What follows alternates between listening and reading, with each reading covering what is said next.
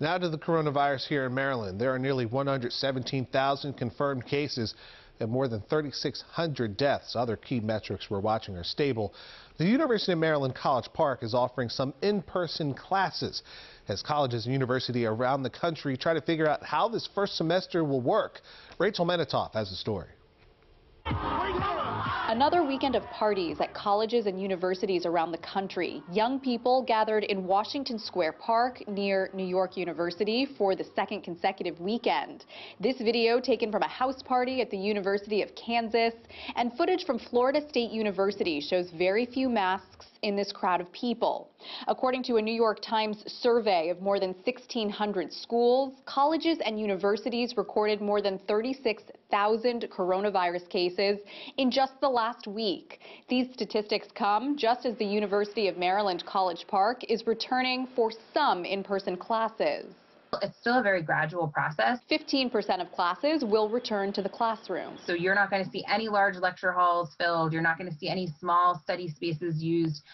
We've taped off every second and third seat so that folks are spaced out. And the university says it's prioritizing classes that really require in-person instruction, like science labs, performance courses, and senior capstone projects.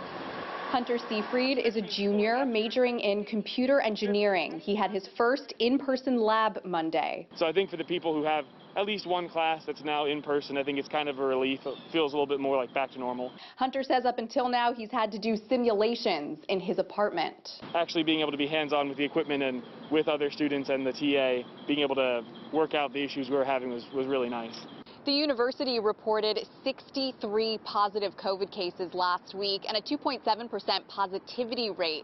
It says it's monitoring the campus positivity rate, the positivity in the county and also neighboring Washington, D.C. It's also keeping a close watch on compliance by faculty, staff, and students. I'm Rachel Menitoff for WJZ. 6:38 now. The Towson District Courthouse will reopen soon after COVID-19 delayed repairs. The Towson facility was having HVAC work done, which was supposed to be finished in July. The court workers have been operating out of the new Catonsville Courthouse since January. The Towson Courthouse is slated to reopen October 13th. State School Superintendent Karen Salmon tours a school in Cecil County. Elkton Middle School is one of the places doing a hybrid of virtual and in-person learning. Salmon says she's impressed with how educators are working with students in the classroom and over Zoom. Dr. Salmon says getting kids back into the classroom will look different for all school districts.